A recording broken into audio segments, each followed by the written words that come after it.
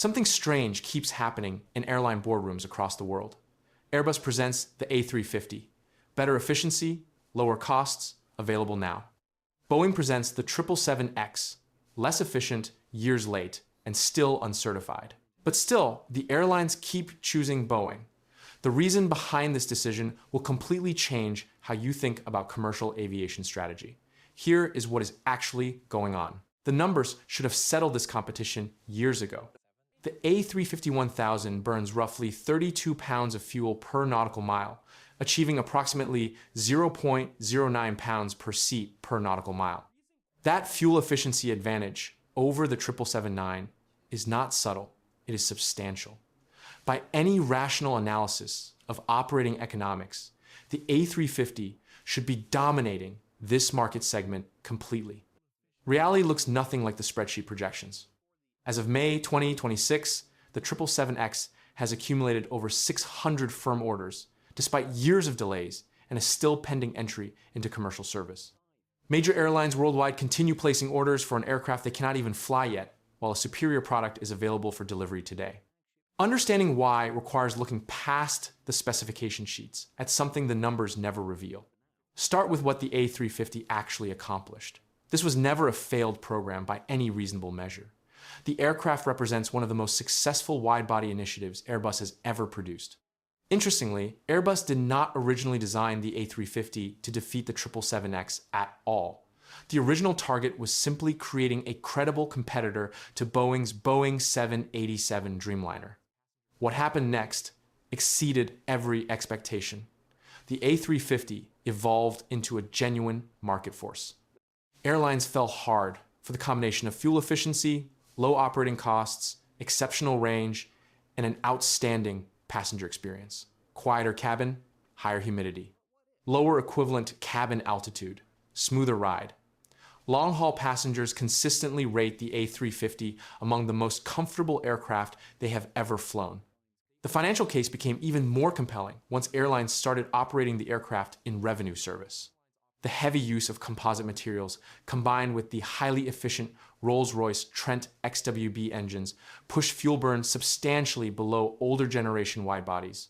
In an era of rising fuel prices and intensifying environmental pressure, those efficiency gains matter enormously. By early 2026, the program had secured over 1,500 orders and delivered more than 700 aircraft. Operational reliability sits near 99%. Over 530 million passengers have flown on the type worldwide. The A350 succeeded so completely that it represents the aircraft that first allowed Airbus to genuinely threaten Boeing's traditional dominance in long-haul aviation. So why are airlines still ordering the 777X? The answer reveals something about how airlines actually think that aircraft specifications never capture. Airlines do not necessarily view the A350-1000 and the 777-9 as direct substitutes for each other. The two aircraft were built around fundamentally different philosophies, and they serve fundamentally different missions. Airbus designed the A350 around efficiency, flexibility, and versatility across a wide variety of routes. The aircraft excels at long, thin routes where matching capacity to demand matters more than maximizing capacity overall. The A350 lets airlines profitably serve routes that would never fill larger aircraft, while delivering excellent economics on standard long-haul missions. Boeing approached the 777X from an almost opposite direction. The 777-9 is significantly larger than the A350-1000. In typical configurations, it carries roughly 50 to 60 more passengers per flight. It also offers substantially greater cargo capability in the belly hold. On routes where these capacity differences matter, the financial implications dwarf the efficiency disadvantage. Consider routes like Dubai to London, Doha to New York, Singapore to Los Angeles, or Hong Kong to Vancouver. These corridors share specific characteristics. Premium demand is extremely high. Airport slots are limited or impossible to expand. Cargo demand consistently exceeds available wide-body capacity. Airlines cannot simply add more flights when demand grows because the operational infrastructure will not permit it. On those routes, the airline's profit per flight matters more than the airline's cost per seat. Carrying 60 additional passengers on every departure generates revenue that overwhelms the efficiency gap between the two aircraft. The A350's fuel advantage means nothing if the airline cannot use the smaller aircraft to capture the available demand. Emirates demonstrates this strategic logic better than any other carrier. The airline built its entire business model around moving enormous passenger volumes through Dubai International Airport. The fleet includes massive A380 and 777 fleets, specifically because the airline needs maximum capacity per departure rather than maximum flights per day.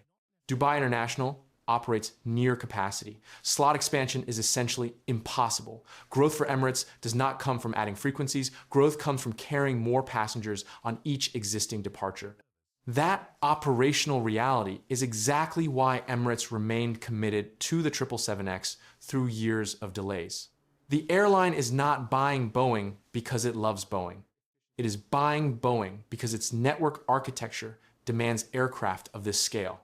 As of 2026, Emirates alone has ordered roughly 270 aircraft from the 777X family. Notably, Emirates does not operate the A350-1000 in any meaningful quantity. The A350-1000 is not a bad aircraft. It simply does not match the operational profile Emirates needs. Emirates requires enormous aircraft optimized for dense routes. Only the 777X delivers that capability. The 777X is functioning partly as a Boeing 777-300ER replacement and partly as a successor to certain A380 missions. Boeing recognized that airlines retiring four-engine jumbo jets still needed aircraft capable of moving similar passenger volumes between major hubs. The 777X represents Boeing's answer to that demand. Bring Boeing's 747 level capacity into a modern twin-engine configuration with dramatically better fuel economics than four-engine alternatives. This is what makes the 777X strategically unique. The aircraft's overall length is almost identical to the Boeing 747-8, actually slightly longer. But instead of four engines, Boeing packaged that massive capacity into a twin-engine design with the gigantic GE9X engines and composite folding wingtips. The intent was capturing the aerodynamic efficiency of an enormous wing without forcing airports to redesign their gate infrastructure. For decades, airlines loved aircraft like the Boeing 747 because they could move huge passenger volumes between major international hubs. Operating costs and fuel burn made four-engine aircraft increasingly difficult to justify economically. Boeing's solution preserved Boeing 747 level capacity while delivering modern twin-engine economics. The A350 took the opposite approach.